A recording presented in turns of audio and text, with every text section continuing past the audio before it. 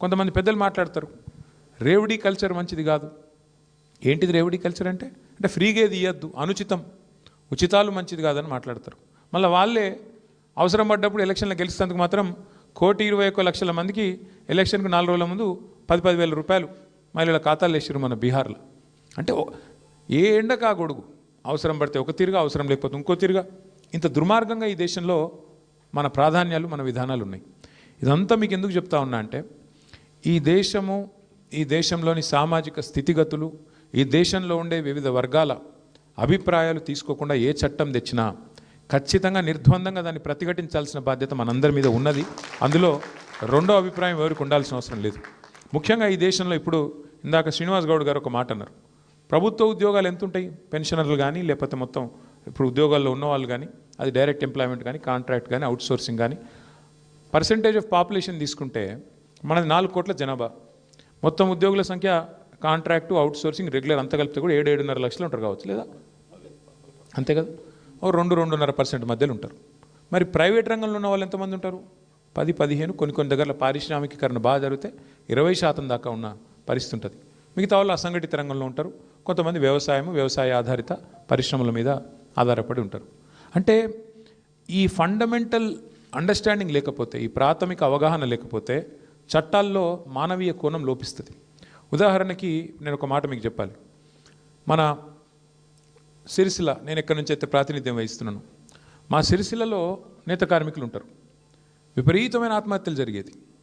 వారంలో ఒకసారి అయితే 2005-6లో ఆనాడు ఒకటే వారంలో 10 మంది చచ్చిపోయారు ఆత్మహత్యలు. అరే ఇది ఏంది అని చెప్పి కేసీఆర్ గారు ఆనాడు ఓ 50 లక్షల రూపాయలు మా పార్టీ నుంచి ఇచ్చి ఒక చిన్న మైక్రో లోన్స్, అంటే interest free loans, micro loans అక్కడ పద్మశాలి కమ్యూనిటీకి అప్పచెప్పి, మీరు కాపాడండి అయ్యా తెలంగాణ వచ్చేదాకా, వచ్చినాక నేను చూసుకుంటా కానీ అప్పటిదాకా కాపాడండి, వాళ్ళు చావకుండా చూసుకోండి అని చెప్పి వాళ్ళకు ఒక 50 లక్షల రూపాయలు. అంటే 50 లక్షలు పెద్ద మొత్తం అని కాదు 2005-6లో, కానీ 50 లక్షలకు ప్రతిపక్షం ఇస్తే ప్రభుత్వం కనీసం ఒక 500 కోట్లు ఇస్తుందేమో అని ఒక ఆశ, కనీసం సిగ్గొస్తుందేమో అని ఒక ఆశ, దానికోసం చేసినాం. అదే ప్రభుత్వం వచ్చినాక ఇచ్చిన మాట ప్రకారం కేసీఆర్ గారు ఒక పని చేసినారు. చాలామంది మూర్ఖులు తెలియక మాట్లాడతారు, ఇప్పుడు అధికారంలో ఉన్నవాళ్ళు కూడా. బతుకమ్మ చీర అని తెచ్చిండు కేసీఆర్ గారు.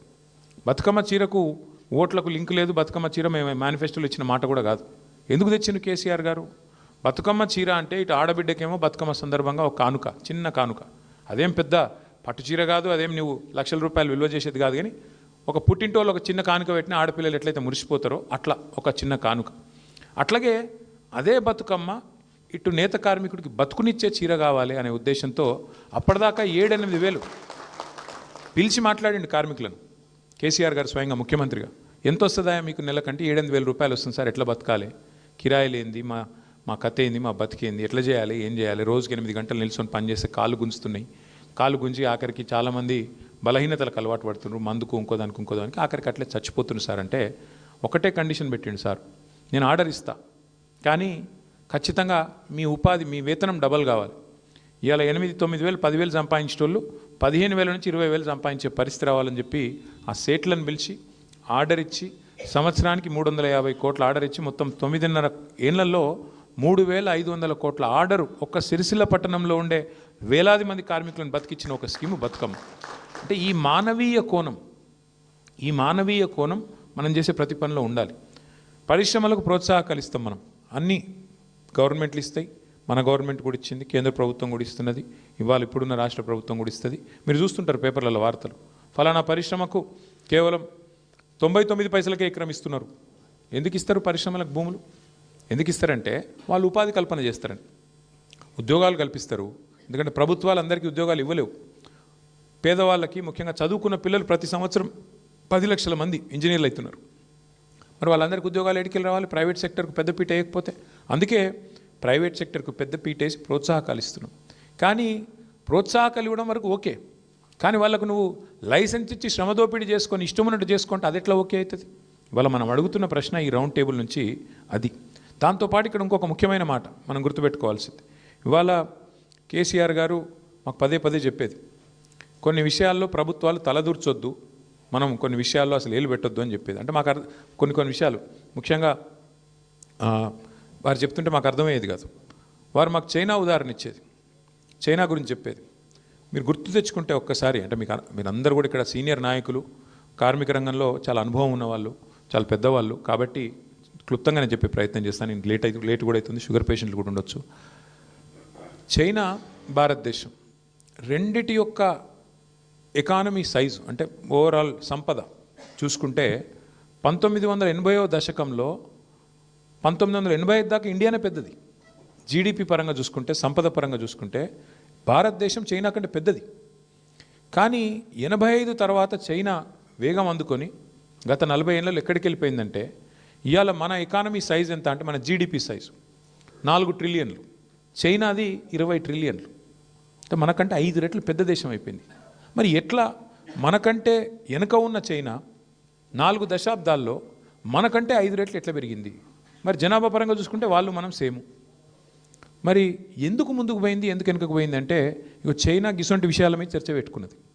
చైనా మన వర్క్ ఫోర్స్ని ఏం చేద్దాం, మన వాళ్ళు పిల్లలు ఎవరైతే ఇప్పుడు చదువుకొని వస్తున్నారో వాళ్ళని ఎట్లా వినియోగించుకుందాం, వాళ్ళ శక్తిని ఎట్లా వాడుకుందాం, మహిళలకు ఎట్లా రక్షణ కల్పిద్దాం, కార్మికులకు ఎట్లా రక్షణ కల్పిద్దాం, ప్రొడక్టివ్ సెక్టర్స్ ఏంది, అన్ప్రొడక్టివ్ సెక్టర్స్ ఏంది అంటే ఏంటంటే వాళ్ళ ఉద్దేశము, ఎక్కడైతే లాభం వచ్చే రంగాలు ఉంటాయో అక్కడ అవసరమైతే ప్రైవేట్ పెట్టుబడులను ఆహ్వానించారు.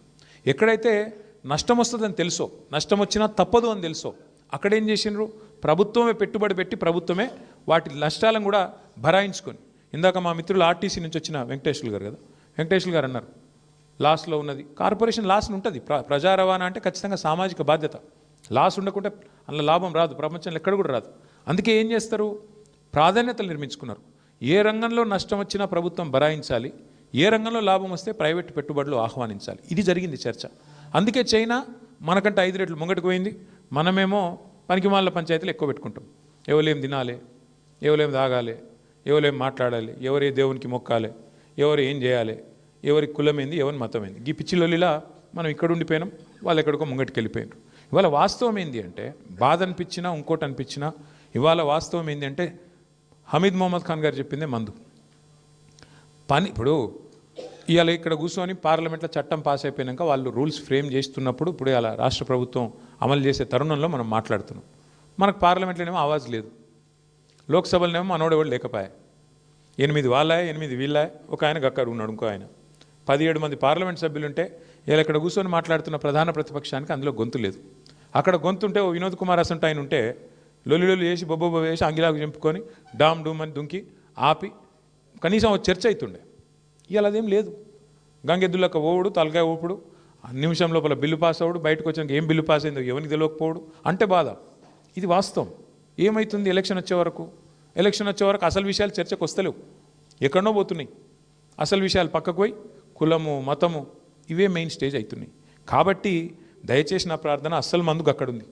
మాయల ఫకీరు ప్రాణం ఎక్కడుంది అంటే ఏదో చిలుకలు ఉన్నట్టు కరెక్ట్గా దీనికి మొత్తం తర్కీబ్ ఎక్కడుందంటే అక్కడనే ఉన్నది. ఎందుకంటే నువ్వు యుద్ధం చేయమని ఇలా బీఆర్ఎస్ని అడిగి మీరు నాయకత్వం వహించాలి, యుద్ధం చేయాలి, చేద్దాం, కానీ కత్తి కూడా ఇస్తే బాగుండు కదా. కత్తి మనకిచ్చి యుద్ధం చేయమంటేనేమో గట్టిగా చేయొచ్చు, కత్తి లేదు కట్టించి నువ్వు కొట్లాడంటే కొద్దిగా కష్టమవుతుంది, కానీ చేద్దాం. అయినా సరే తెలంగాణ కోసం బరాబర్ చేద్దాం, గట్టి కొట్లాడదాం, అందులో అనుమానం లేదు. ఇంకొక మాట ఇవాళ సందర్భం కాబట్టి చెప్తా ఉన్నా. మీరు చూసుంటారు ఇవాళ నిన్న మొన్న వార్తలు గత 5 రోజులుగా ఏమవుతుందంటే, ఎప్పుడైనా సరే పవర్ అంతా ఒకరిద్దరి చేతుల కేంద్రీకృతం అయితే ఏమవుతుందంటే ఇక దాని దుష్పరిణామాలకు ఇవాళ భారతదేశంలో ఏవియేషన్ రంగంలో జరుగుతున్నది ఒక ఉదాహరణ. మీకు గత 5 రోజులుగా మొత్తం ఎయిర్పోర్ట్లన్నీ, రైల్వే స్టేషన్లు, బస్ స్టాండ్ల కంటే అధ్వానం అయిపోయినాయి. ఎక్కడికక్కడ వేలాది మంది కొట్టుకుంటాను ఎయిర్పోర్ట్లలో. తెలుసా ఎందుకో? ఇండిగో వాడు మొత్తం బంద్ పెట్టిండు. ఎందుకు బంద్ పెట్టిండు? ఇది గమ్మత్తైన ఉదాహరణ, మీరు చెప్తే అర్థం చేసుకుంటే మీకు అర్థమవుతుంది నేనేం చెప్తున్నాను. సంవత్సరం కిందట సివిల్ ఏవియేషన్ మినిస్ట్రీ కొన్ని రూల్స్ పాస్ చేసింది. ఏమని? శ్రమ దోపిడీ చేయొద్దు, వారానికి ఒక పైలట్ అంటే ఆయన గింతనే నడపాలి, ఇంతకంటే ఎక్కువ నడపద్దు అని చెప్పి సంవత్సరం కింద రూల్స్ పాస్ చేసిండ్రు. సంవత్సరం కిందటనే వాళ్ళు కొన్ని డైరెక్షన్స్ ఇచ్చిండ్రు. DGCA, director general of civil aviation. IndiGo, air India రెండే ఉన్నాయి భారతదేశంలో, ఇంకోటి లేడు. ఇప్పుడు ఏమైందంటే ఇది లిటరల్గా 2 వ్యక్తుల చేతులు మొత్తం భారతదేశంలోని విమానయానం మొత్తం 2 సంస్థల చేతులు ఆధీనం అయిపోయింది. ఏమైంది ఇవాళ దానివల్ల? సంవత్సరం కింద కేంద్ర ప్రభుత్వం చెప్పినా శ్రమ దోపిడీకి అలవాటు పడ్డోడు దాన్ని మార్చుకోక పని చేయలే, ప్రత్యామ్నాయం ఏర్పాటు చేసుకోలే. దాంతో ఏమైంది, నిన్న ఒక్క రోజు 1000 విమానాలు క్యాన్సిల్ అయినాయి. 1000, ఒకటి కాదు రెండు కాదు. మరి ఏమవుతుంది, ఎయిర్పోర్ట్ బస్ స్టాండ్ అయిపోయింది. వాస్తవం ఇది. ఏం జరుగుతుంది, కొంతమంది వ్యక్తుల చేతుల్లోనే మొత్తం శక్తి కేంద్రీకృతమైతే. దానికి ఒక గొప్ప ఉదాహరణ, ఆ దుష్పరిణామానికి గొప్ప ఉదాహరణ నిన్న మొన్న విమానయాన రంగంలో జరుగుతున్న వ్యవహారం. ఒక ఇండిగో, ఒక ఎయిర్ ఇండియా, రెండే మిగిలినాయి ఇప్పుడు భారతదేశంలో. ఒకటి టాటా, ఇంకోటి ఇండిగో. వాళ్ళ చేతులకు పోయింది దేశం. వాళ్ళు ఇప్పుడు ఎస్ అంటే ఎస్, నో అంటే నో. ఆఖరికి ఏమైంది తెలుసా, 5 రోజుల తర్వాత కేంద్ర ప్రభుత్వం మేల్కొని వాళ్ళు ఇచ్చిన ఆర్డర్ వాళ్ళే వెనక్కి తీసుకున్నది. ఇవాళ వాళ్ళు ఏ ఆర్డర్ అయితే ఇచ్చిర్రో, ఇండిగో వాడు మారలే, ప్రైవేట్ వాడు దిగిరాలే.